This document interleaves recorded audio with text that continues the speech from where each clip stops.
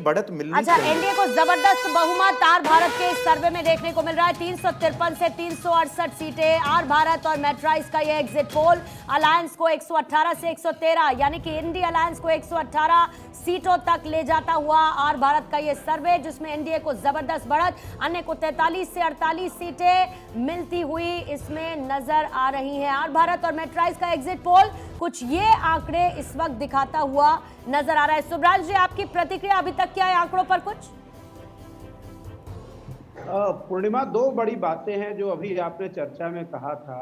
एक तो अजय जी की एक बात के साथ मैं सहमत हूं कि इस बार सारे चुनाव जो हैं वो लोकल मुद्दों पे लड़ेंगे, और दूसरी इंपॉर्टेंट बात आपने जो भारतीय जनता पार्टी के लिए किया कि आपने अध्यात्म से लेकर आस्था तक को तो जोड़ा उत्तर से दक्षिण में, लेकिन जो मेन बात थी कि बेरोजगारी से लेकर नारी सुरक्षा और नारी सम्मान, ये दो मुद्दे जमीन पे इतने थे जिसका आप आकलन नहीं लगा सकते। ये जिन एक दो लोगों के अभी सर्वे आ रहे हैं, इन पे क्या कोई टिप्पणी करने की जरूरत है नहीं।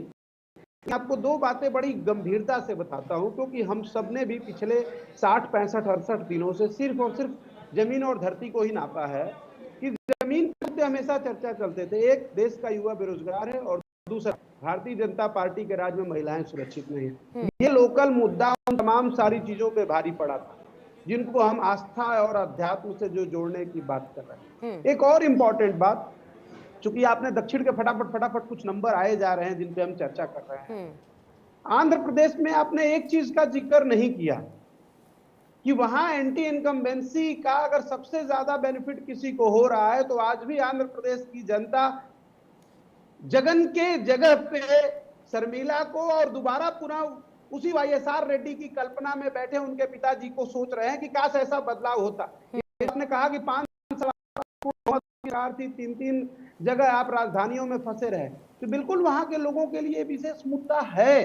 और शायद अभी जब रियल नंबर पे आप 4 तारीख को जाएंगे तो साउथ के नंबर आपको इस तरह के नंबर आपको दिखेंगे कि हमने और आपने बैठकर कल्पना नहीं किया है। अच्छा, इसी बीच में सर तमिलनाडु को लेकर आज तक और एक्सिस का सर्वे भी आ गया है। तमिलनाडु में जहां पर इंडी गठबंधन को 33 से 37 सीटें, तो एनडीए को जो सीटें मिलती हुई नजर आ रही है 4 से 7। ये है आंध्र प्रदेश की 25 सीटों पर एनडीए को जहां 21 से 25 सीटों का अनुमान एबीपी के इस सर्वे में। तमिलनाडु को लेकर इंडी गठबंधन को 33 से 37 लोकसभा सीटों का अनुमान, एनडीए को 2 से 7 लोकसभा सीटों का अनुमान।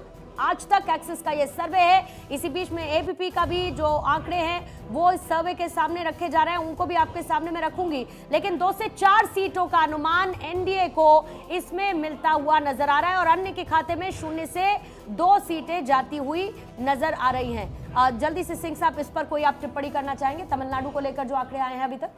नहीं, देखिए, जो भी 33 से 37 अलायंस को, इंडिया अलायंस को, एनडीए को 2 से 4 सीटें। लेकिन बड़ी खबर एक और जल्दी से मुझे वो बतानी होगी। आपको बड़ी खबर बता दूं, अंक ज्योतिष डॉक्टर कुमार गणेश का आकलन भी सामने आ चुका है।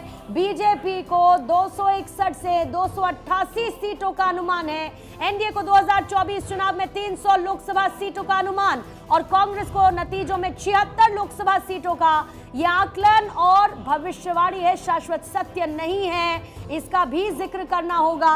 अंक ज्योतिष डॉक्टर कुमार गणेश का यह आकलन इस वक्त आपके सामने रख रहे हैं। सिंह साहब, जल्दी से बात। देखिए पूर्णिमा जी, जिन चैनलों के माध्यम से जो भी आ रहा है इस तरह का डेटा, हम उसका स्वागत करते हैं, लेकिन ये अनुमान है। आप देखेंगे कि भारतीय जनता पार्टी इससे भी 2014 में भी जो आया था, 2019 में भी जो दिखाया गया था 283 लगभग, वो 303 गया। सिंह साहब, क्षमा चाहता हूं, एक अभी तुरंत डेटा अभी सामने आ रहा है कर्नाटका को लेकर।